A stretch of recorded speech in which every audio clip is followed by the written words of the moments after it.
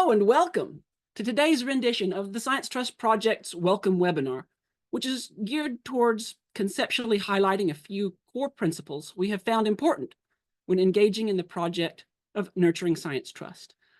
Some quick housekeeping notes before we begin officially beginning. If you would like to ask a question during the webinar, please type it into the Q&A panel, which you can access by clicking the button on the lower right-hand side of your Zoom webinar window. You can submit questions at any time, and we will do our best to address them during the broadcast, but maybe more so at the end if there's time. You can access your audio settings by clicking on the microphone button at the lower left of the Zoom window. You can also turn live captioning on or off by clicking the Show Captions button on the Zoom window. All right, so the first thing that we're going to do to try to engage a little bit is we're going to do a Zoom poll. So Allie or Meg, whoever has that, go ahead and post the poll. We're going to do one of these before and one after. You don't have to do it, but I think it is another one of those things that's both useful for you to gauge how you change and your mind changes or doesn't change over the course of the hour. And useful for us as to the types of programming that we continue to do. So I'll give everybody about a minute and a half or so, and then Allie, let me know when I can, when it looks like the submissions are trailing off. All right, Zach, I think good for you to move on. I'll keep the poll open for a few more seconds for the people who are submitting their answers, but feel free to move forward. All right, will do. Throughout today, I would like to propose that you consider for yourself what the lowercase project of science trust means to you in the context of correction and connection. For the sake of clarity, here we differentiate the lowercase project of science trust from the capitalized Science Trust Project, which is an initiative hosted by the American Physical Society, supported by the Kavli Foundation, and also funded in part by a venture grant from the American Institute of Physics. The Science Trust Project, capital letters, exists to empower APS members and science colleagues to engage in productive conversations about science with members of their communities, thereby building a community of practice engaged in productively addressing misinformation. If you do use the Zoom chat feature, please feel free to. Remember to be nice. We're all here in good faith. And this is a professional work environment governed by the APS Code of Conduct, which I trust at the moment somebody will be shortly posting in the chat. My name is Zack Pruett. I'm the lead facilitator and primary, though certainly not only, content developer for the Science Trust Project. I should be sure to note that although I happen to be the primary person speaking today, this is very much a team effort, and the project would not exist in its current form if it were not for all of these people that you see on your screen, and hopefully you do see them on your screen, let me know if you don't, as well as other people. The Science Trust Project was originally officially started in January of 2022 in response to popular member demand. We started small and have been growing pretty steadily since then. You, the community of practice, are the real reach of the Science Trust Project. And what you do is the Science Trust Project.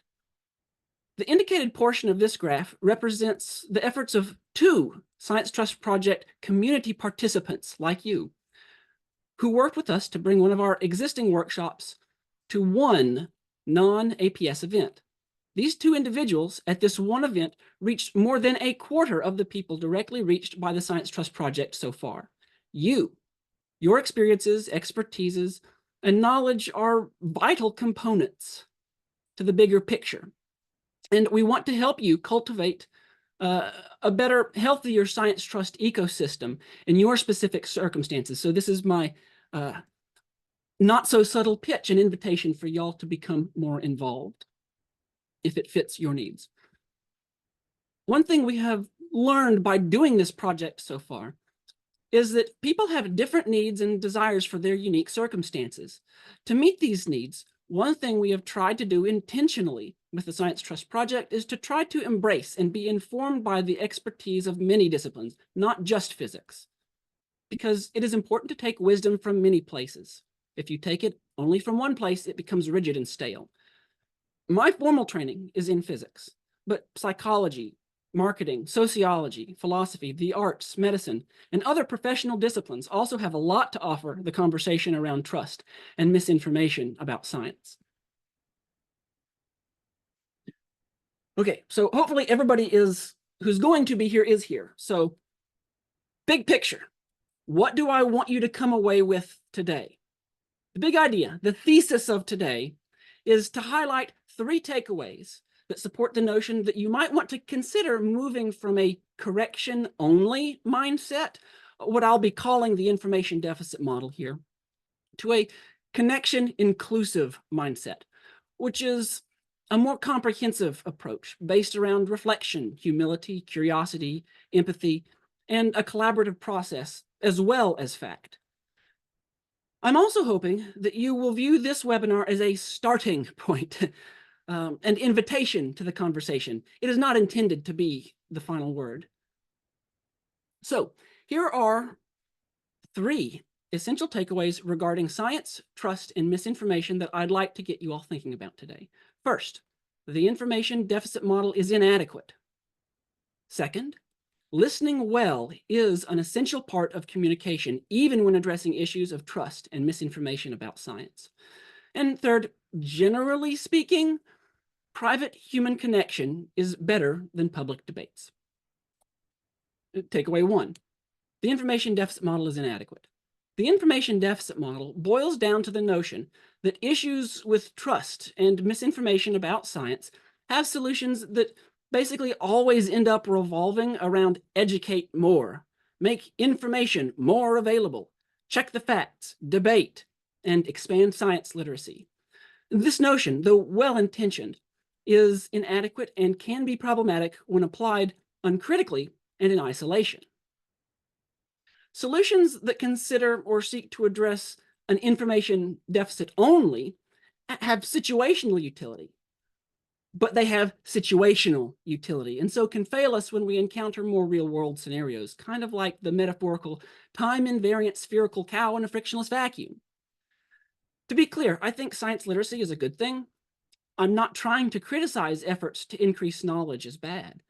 What is bad, I think, is when we prioritize facts over people, facts over everything else, when more facts is where our mindset and action for public engagement ends.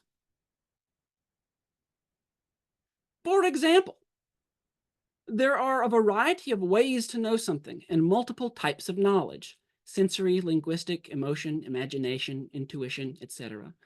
And we want to acknowledge and affirm the many types of knowledge. And as we'll see in a moment, we may even require additional types of knowledge that are not fact-based to make decisions at all.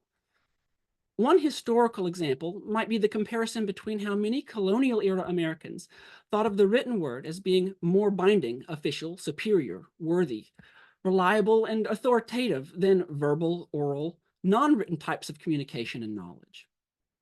Saying or implicitly acting as though one type of knowledge is more valid than another is a value judgment. And value judgments are not the same thing as facts, but both do matter. One example of how valuing one type of knowledge and devaluing others that we might see manifest itself closer to home, and which I bring up here primarily because it keeps coming up in our workshops by people like you, is how elitism in science really seems to harm the science trust landscape. And again, in conversations with people like you all at conferences and in surveys, elitism seems to be harmful within science itself. One related concept that may be worthy of further inquiry if this topic interests you is called intellectual humility. Consider this example for a moment to yourself. Which of the following statements are fact-based statements, and which are value-based statements?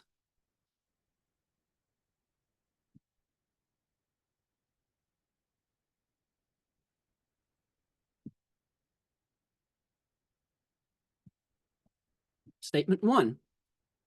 William stole from David. That's a fact-based statement. Statement 2. David is harmed by theft. That's also fact-based.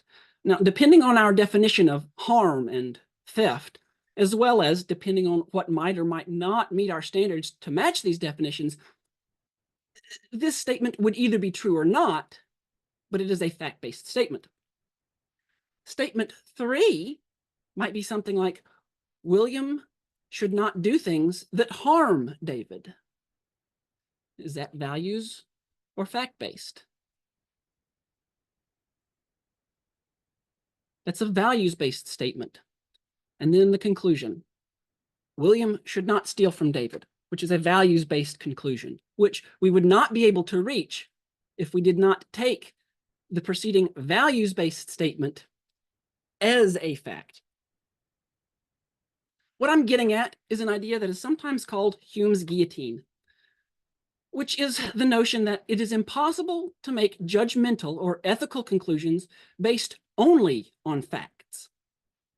A list of facts can tell you what is, but they can't tell you what ought to be or what we should do or how we should act. In order to make the leap from what is to what should be, what we should do, and how we should get there, we have to treat a value as a fact, even though it isn't.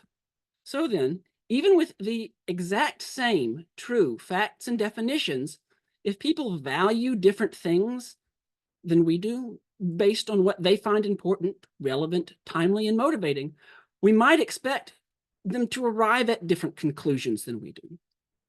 Now, what I'm not saying is, if you disagree, you have bad morals. That's not what I'm saying at all.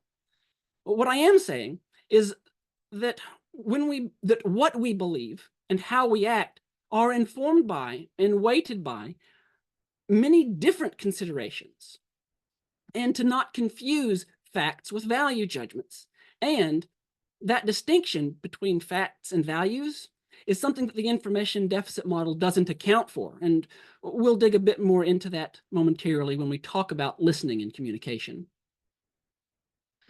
One example value that I understand many scientists hold is that because all knowledge is tentative, we should be open-minded to and receptive to new ideas. In my understanding, this idea is baked into the scientific process. This poll that you now see, taken at the 2024 March meeting of the American Physical Society, shows that nearly 70% of participants in a 90-minute workshop on reflective listening reported that they were at least somewhat willing to change their minds when discussing misinformation, as would be consistent with this value, though I cannot go so far as to say caused by this value. Now, there is something to say for fact-based reasoning, accounting for logical fallacies and cognitive biases, both in our own selves, as the last poll speaks to, and when we are talking with others. When we do decide to engage in this type of setting the record straight, we want to be as effective as we can be at it. And my guess is that relatively few people will deeply read a 5-paragraph essay debunking a meme they absent-mindedly scroll past while waiting for the bathroom to become unoccupied. You do want to be factually accurate, but aside from that, one of the main reasons to post a fact check is to prevent people from assuming that everyone already agrees with what the original post says, simply because nobody says otherwise. So one format I like is the fact, myth, fallacy, fact format. And it goes something like this. Lead with a clear, simple, plausible, memorable fact. Then warn that a myth is coming. If you must repeat the myth, try to say it no more than once. If possible, encourage people to be suspicious of the source and intent of the misinformation. Be very clear and concise in explaining why the misinformation is wrong. Provide a factual correction in such a way that it can readily replace an inaccurate mental model. Then end with the fact restated so that the fact, or your thesis, is the last thing people process, and to increase familiarity with the fact. But again, my bigger point here is not that you should always or should never, or whatever the case may be, fact check, but rather that the mythical information deficit model is insufficient because it overemphasizes facts, or perhaps rather underemphasizes other things important to real humans. And that this can become problematic when we narrow our actions to the point that only education and fact correction efforts are happening, when in reality, competently navigating the myriad of problems associated with trust around science and misinformation about science will likely be situationally, relationally, and contextually dependent. If we value fact-checking, by all means, do it well. But we might want to also consider additional tools, framings, efforts, attitudes, and strategies if we want to more effectively address issues of trust and misinformation about science. Not all cows are spherical.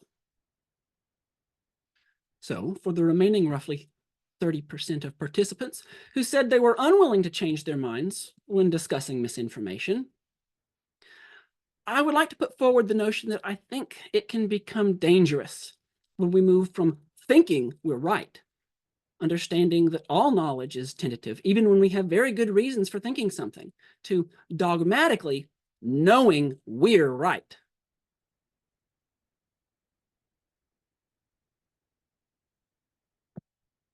Takeaway 1 was that the information deficit model is inadequate. Takeaway 2 is that listening well is an essential part of communication, even when addressing issues of trust and misinformation about science. One interesting note is that based on that same survey data we gathered at the APS 2024 March and April meetings, people who take part in our project increasingly value listening as an essential part of how they go about addressing issues of trust and misinformation about science. If you haven't had a chance to be a part of one of our reflective listening workshops and are looking for a more interactive setting, consider signing up for the mailing list to be alerted to offerings like the workshop I've been referencing. Join our community Slack page and look out for us when you go to APS meetings.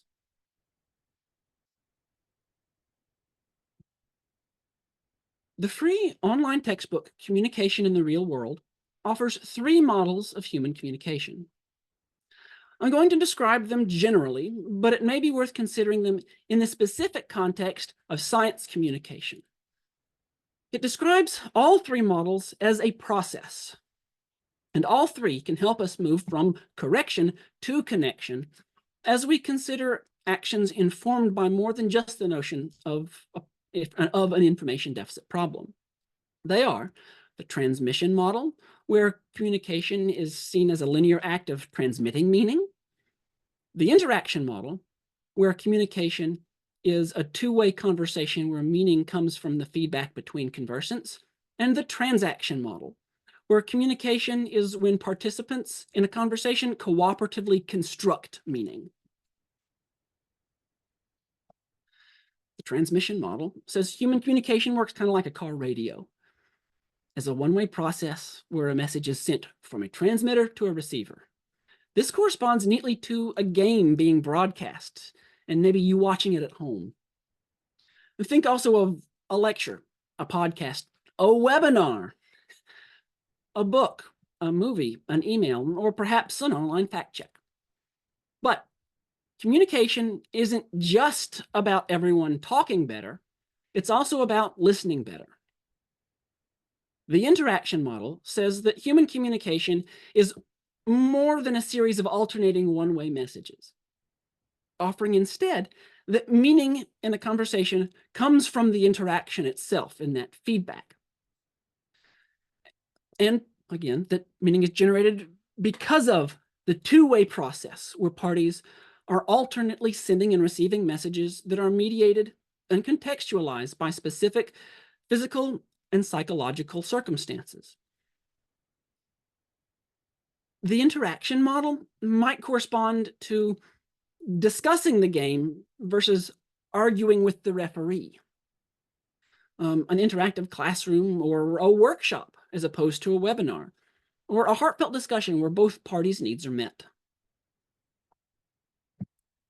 The transaction model takes the idea in the interaction model and goes one step further, offering that communication is a process that actually generates social realities and constructs relationships and communities. One example here might be the community that forms and the relationships that exist because of the communication that happens between fans and the team at a game when fans cheer and wear colors, or what game is being played as part of that particular community. And even when fans and players communicate in the grocery store, at the barbershop, and at family gatherings. This model accounts for why how we react in one situation might be totally out of place in another, just because of the context, culture, or relation to the people involved. At the extreme end, other examples of social realities that are generated, but still very real, might include money or nation states, both of which are real. They materially affect people's lives and well-being. But as this model might indicate, both money and nation states are only real because they are a generated social reality emergent from the process of human communication. Nation states don't exist without people.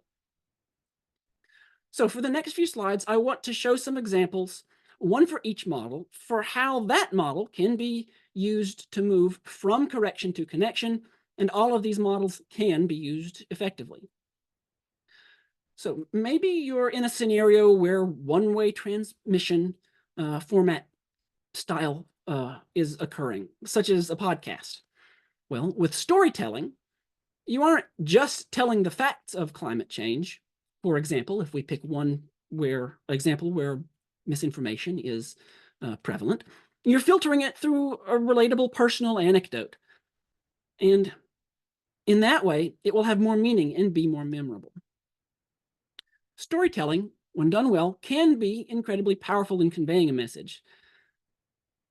For previous workshops, again, the Science Trust Project has focused a lot of our specific examples to illustrate or practice about misinformation and trust on climate change because the topic is timely, relatable, and approachable when we have needed specific examples to illustrate or specific examples to practice a skill.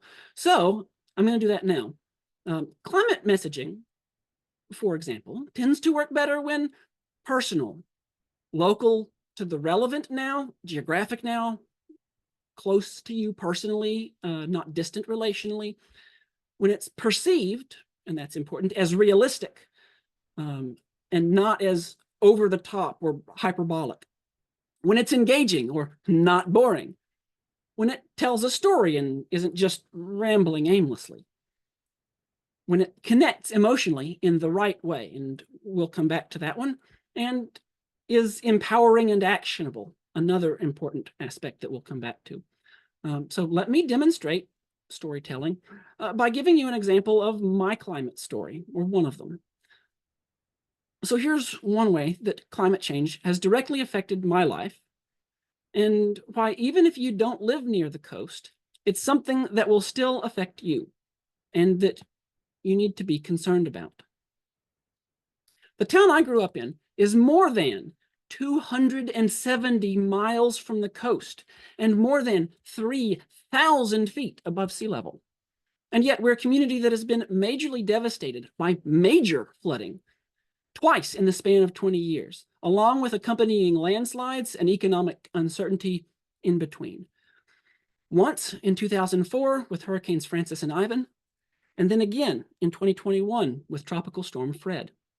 Both of these most major incidents that I'm mentioning were at least 100-year storms, if not more, according to the former head of the Department of Erosion Control for Haywood County.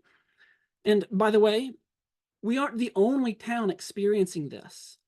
Similar things have happened and are happening to towns and communities all up and down the Appalachian region. These disasters have been made worse by and are becoming more frequent because of human actions that are causing unnatural climate change. Institutional unpreparedness, bad policy, governmental neglect, and national callousness, not unlike what many other people have also experienced in other circumstances and continue to experience, make the issue worse. So for me, rising waters doesn't just mean at the coasts. It means Lumber Jill from down the road's home being flooded again, and Mr. Lee's flower shop being washed away again. And my parents being without power and unable to leave their home and get supplies because the road washed out again. And my whole community who are still recovering from this, even years later. One way I'm taking action to help address future issues caused by climate change that maybe, hopefully, you all can join me on is by being here today and speaking with you all and speaking with others. And hopefully by working together and speaking about the issue, as studies show that's an important part of it, we can all be more effective in our communication efforts and actions.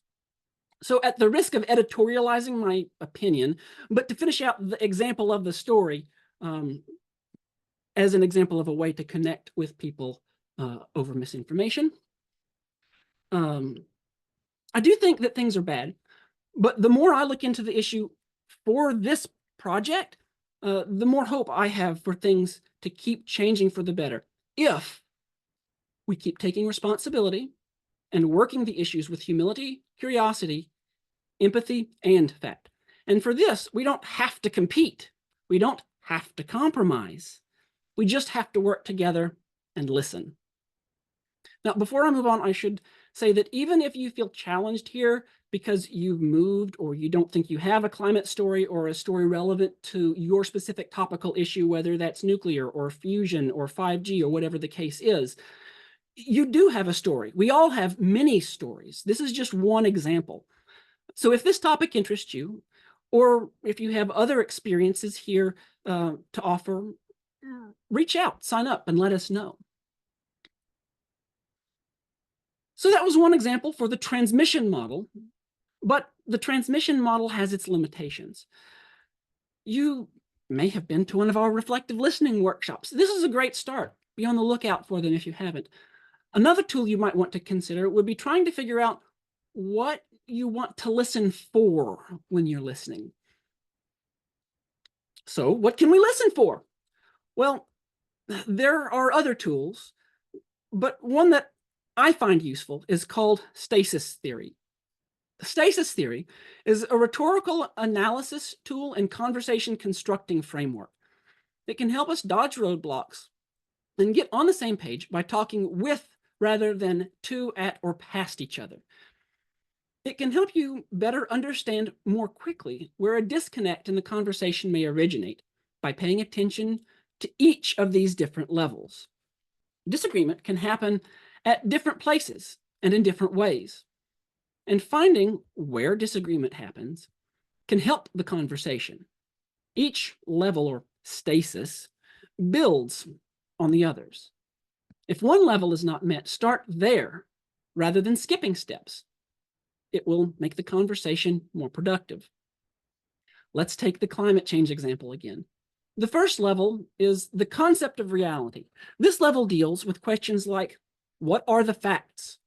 And do we both think the problem exists? If you do not agree that something exists, you clearly won't agree on anything else later in the conversation. So that's where you might want to consider starting. Or if you're actually talking about two different things, like one person may be talking about science and the other about justice, you aren't likely to make any real headway either, because you're actually talking about two different things and may even come across as antagonistic or as not listening, derailing the conversation. The next is definition. This level considers if terms are being used in the same way, because if not, you're miscommunicating. An example might be a scientist's understanding of the thought or term error versus a non-science understanding of the idea of error. The word tolerance means something very different to engineers than it might to a political scientist. Energy, or the word quantum, might be another example where people are miscommunicating because we have different definitions. And natural gas may be taken very differently because of its connotations than if we're talking about methane gas, even though they're the same thing. Then, quality. How concerning is the problem? How bad is it in both of our views? To what degree are we talking about? If it's not that bad, solutions may seem drastic. Or if things are perceived as being so hopelessly bad that we can't help mitigate the problem, solutions may not seem worth the effort. That's a question of quality. And then policy. That is, what do we do? And that's not just governmental policy, although it could be. It's what do we do? That could be personal, corporate, institutional. How do we act? Maybe we agree that climate change is real and bad, but we disagree, for example, about free market versus collective versus state mandated solutions. This is a very different conversation you'd be having from outright dismissal of climate change, or having different understandings of what scientists are and what they do. So, in this way, listening can be helpful to find which of these steps are the same for each person and which are different, and can provide avenues for further curiosity with your conversation partner by matching what issues we're actually talking about, rather than wasting time and effort speaking to something that is irrelevant to the actual issue at hand, rather than with the person you're actually trying to talk with. So here's one example where the root cause is in the concept of reality stasis, but without using good listening. Person one might say something along the lines of, I will never support this climate policy. Person two might then respond, but here are 473 peer-reviewed reasons to support this climate policy. I don't understand why you don't get it. You've got to be evil or an ignorant climate denier not to support it. Person one might then respond something like, I will never support this climate policy. Well, this is not a particularly useful conversation. No communication or forward movement is being made here by either party. We've reached an impasse and are well on the way to erecting a wall that is likely to end in a frustrating argument or a termination to the conversation altogether. So here's the same example where, through listening and listening strategically, we realize the hangup isn't scientific. It's that the two people are talking about two different things at the start of the conversation because of their salient values in the moment, what matters to them in that moment. One about climate and climate science, and the other about economic justice and the law. And once we know that, as example for this example, we can actually make progress, since we can now know that we're either talking about two different things or can then talk about the same thing and accommodate that. Person one might say something like, I will never support this climate policy. Person two might then say something along the lines of, how did you come to this decision? Person one responds along the lines of, this bill will hurt the working class more than climate change. It increases the wealth gap and gives more power to oligarchic billionaires. I believe it's immoral to support bills that do this. Person two might then respond and say something like, those are valid concerns. Tell me more. I'd like to hear more about your topic. So maybe then we can love to help you draft a bill that addresses both of our concerns or meets where we can overlap and collaborate. Person one might then say, okay. Now, was this illustration of the concept maybe a little cartoonish and simplified? Maybe, but I've only got an hour. But hopefully you see the point here, that listening can be a powerful and useful skill to practice. Specifically, we found that the objection here wasn't fundamentally a science-based objection. It was a values-based objection. An objection based on what ought to be and how we should get there, and priorities, where the two parties were talking about fundamentally different things, at least at the start of the conversation. And whether or not you agree on those specific values here is just an example. In the example, knowing this, you'll likely be having a very different and possibly much more productive conversation than if we go in assuming only a science-based objection or ill intent from the start. For the interaction model, we gave the example of using stasis theory to help with better listening. For the transaction model, I wanted to find a relevant example of generated social realities that emerge as described in the transaction model of communication. Momentarily returning to the sports example from a few moments ago, people's identities and lived experiences play a role in how they make and co-create meaning around the sport. Fans, players, people tailgating, wearing team colors, etc. Think of the many things that could help determine which sport, team, and activity a person engages in. Geography, age, where they went to school, favorite color when they were 4, who their parents liked, who their friends like, a crush's favorite team, a bad experience with a coach or a fan, or a good experience with a child or a parent. The list goes on and on about how meaning is contextual and co-created by the interaction between people and informed by context. Is the meaning good, joyful, friendly, sad, disappointing, exciting, or nostalgic? Meaning here isn't something that's told or explained with an injection of information. It's created and lived by the interaction. Zooming out from just the sports example, in the transaction model, it's not just the text that we need to be aware of to communicate well, and in our case, science communication well. It's also the context and the subtext, because they also matter when they inform and affect human actions and interactions. I think one such example that fits and has real-world effects is identity. Identity is evoked or created fluidly in the moment by what is contextually relevant, affects belief formation, and informs decision-making, as described in Chapter 10 of the book, The Psychology of Fake News. Priming, expectations, who we hear information from, and how we hear it can all affect how we receive and interpret information in the moment. And so we might consider how to adjust accordingly. Identities can, in a very real way, play a part in much more than just what sport you like and what team you watch, if you watch. Some identities are always present and visible, while others may be revealed by choice, and still others are fluid and only created and made relevant in the moment. Thinking here of examples maybe between racial identity versus Bengals fans versus political affiliations, etc. I want to make an oversimplified analogy to help illustrate that idea here. Identities are a bit like hats.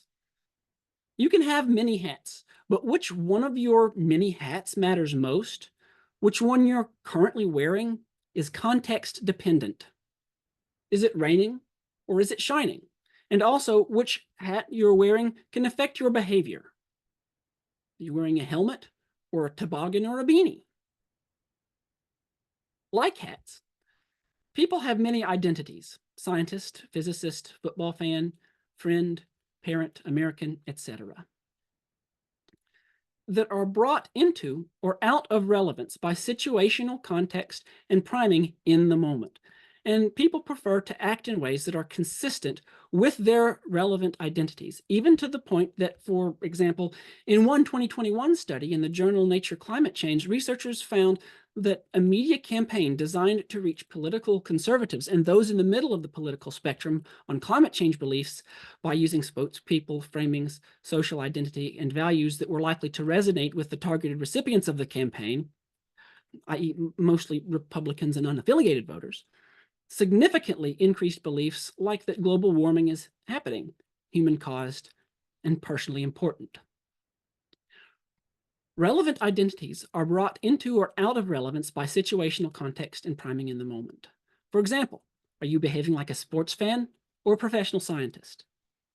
How you act or respond at the game might get you fired if it were to happen at a professional conference because it isn't context appropriate. Are you behaving like a diesel truck owner or like a park ranger? Similarly, emotions are part of the context as well and can help prime and inform certain actions or behaviors in context. Now, consider for a moment how you feel when you encounter misinformation.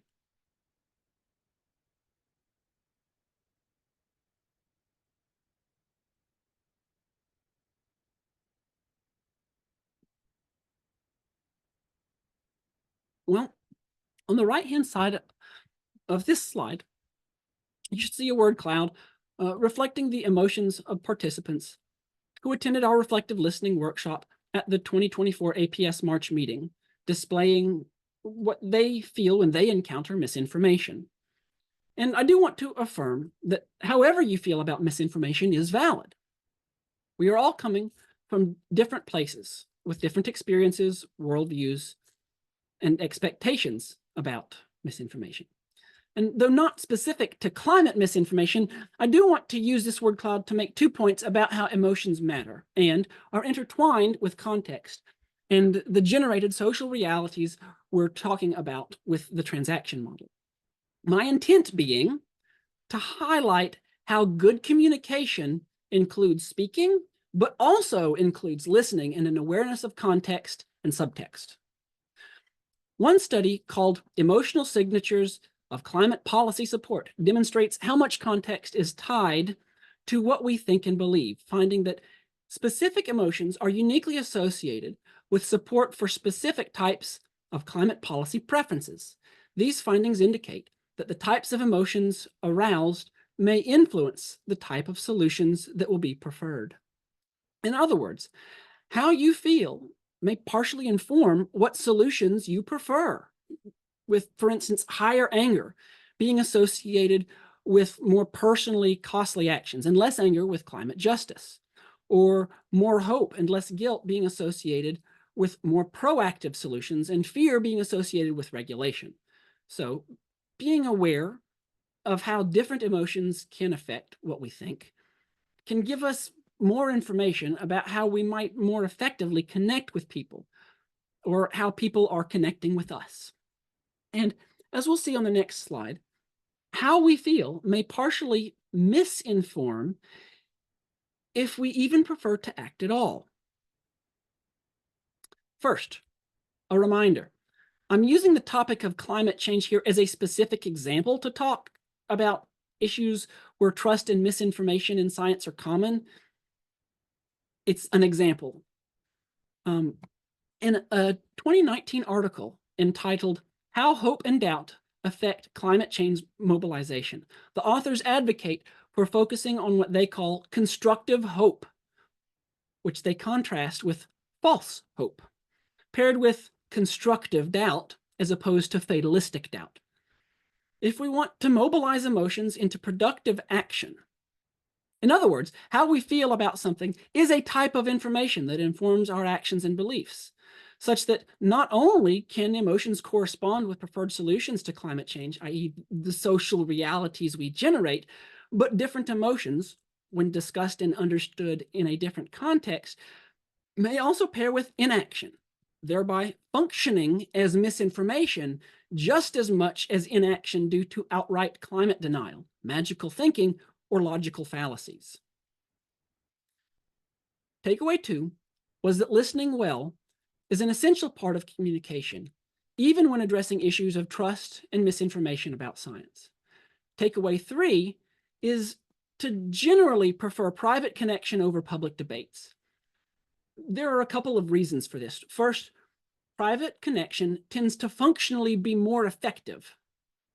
And second, private connection can avoid some of the traps of public debate. When people communicate for reasons other than to transmit knowledge, things can get complicated. I've been using the term misinformation both in a very narrow sense and a very broad, generic and nebulous sense for what might more accurately be called information pollution. And I want to partially decouple these ideas for the next part here.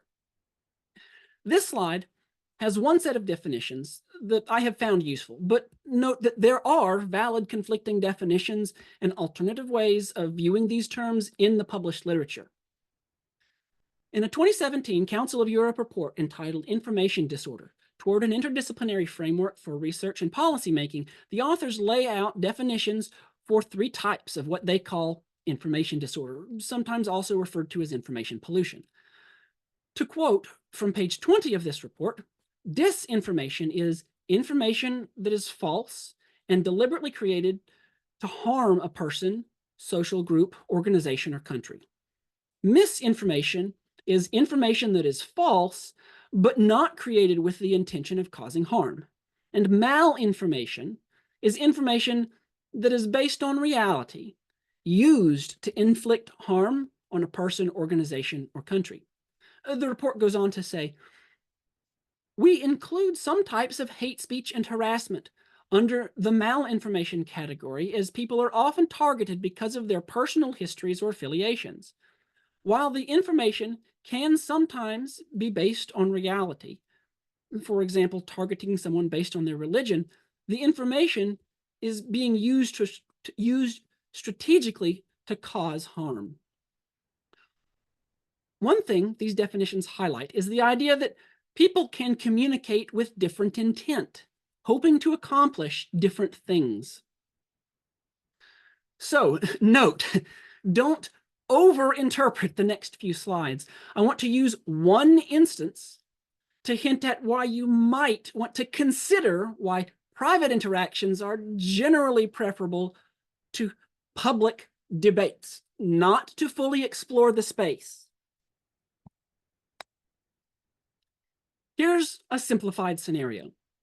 You see a post on Sockbook, some social media, about COVID that you suspect contains information pollution. Basically, the surface level interpretation of the text of the interaction is about statistics, specifically the relationships between wearing masks, vaccinations, and COVID mortality, with 3 groups I'll call green, blue, and brown. After reading through the interaction so far, you check the assertions, check the other accounts, check the context, and check your biases. You then begin to consider what your goal in the interaction might be and to weigh some options for what to do, if anything, in considering possible outcomes. After observing what was happening in the situation by looking through the previous posts and pages of the commenters, and orienting yourself to the situation by considering the context and subtext of what was being said and how it was being said, you determined that any claims about COVID are already pretty well visible in the general information ecosystem. However, engagement on this particular post is at present rather limited, with only a few likes and comments. The comments that do exist are people trying to drive the narrative in opposite directions. You think that the 2 main options you're considering might play out like this. Option 1 might be to try to drive the narrative or debunk, and you reason that it might play out something like this. You post the debunking, a person responds, their friend chimes in, you rebut again, and this continues, and by the end of the day, Sockbook shows the post to at least 100 people. Option 2 is calculated strategic silence. And it plays out, you think, something like this. You withhold debunking, but report it to the moderators. You keep an eye on it, and maybe do some research on the topic in case you need to chime in, but never feel like that would be the best course of action at that time. By the end of the day, Sockbook has banned the account, and the comment was only shown to about 10 people. Consider for yourself, what option do you think you might choose?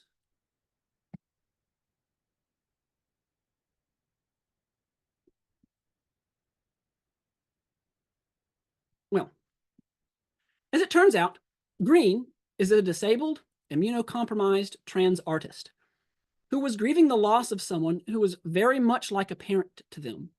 Brown is self-identified as a fascist, a white supremacist, and a male supremacist, and has a record of posting accordingly. And Blue is an amalgam of several of Green's friends and allies. In this case, my goal relevant to our discussion today was that I wanted to minimize harm. First, to the targeted person and their friend group, and second, to everyone else on the platform by quarantining or removing the misinformation. So your goals do matter here.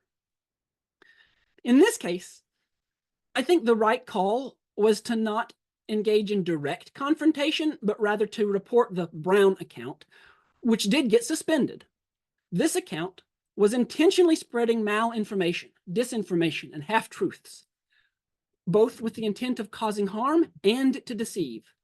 In this case, even though the literal back and forth was about COVID, the debate here wasn't about COVID, masking, or vaccinations. It was actually an attempt to use the idea of facts and debate to harass a grieving trans person, hoping that people like me who were watching and sympathetic would comment and drive up engagement with their posts, which would make their claims, both about COVID and for this person, more visible and increase their reach.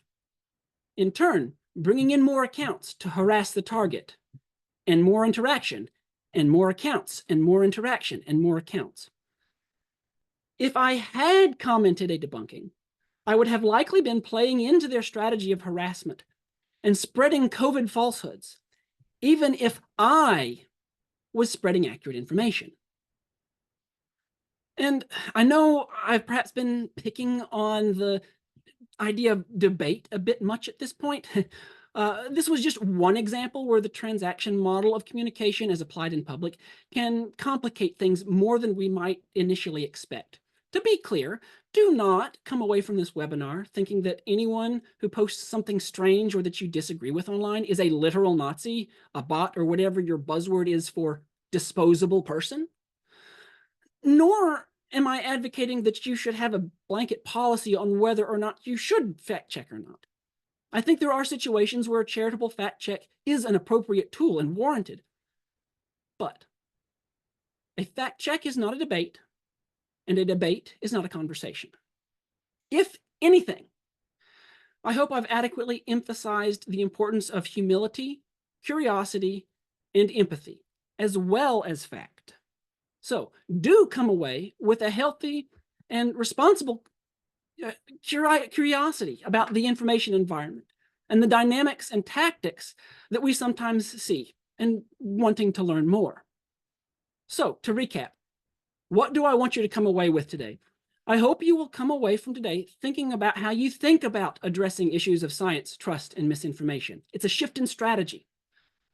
In particular, that the information deficit model is inadequate, like how not all cows are spherical, that listening well is an essential part of communication, and that generally speaking, private human connection is usually better than public debates. As we begin to conclude, consider your new thoughts about what does the phrase "from correction to connection" mean to you? And please do post in the chat. We want to hear your thoughts about this. I think it's important both for us and for you to try to reflect on that for a moment. Then, after we've reflected on it for a little bit, we have a poll that I think, Allie, you can go ahead and make available. As you do that, I'm going to finish my bit and then maybe move into, I don't know if we have time for Q&A, but post in the chat, open the poll, and if you want to learn more, like have more interaction, more community, and more on how you might be a better ambassador for the lowercase project of Science Trust, sign up for the capital letters, the Science Trust Project email list, join our community Slack space, and look out for our workshops. We're really here for y'all. We want to hear from y'all and work with you all. So thank you all for coming. Don't forget to, we want to hear thoughts in the chat if you have questions in the question and the post poll. So with that, thank you all for being here. I'll turn it back over to Allie.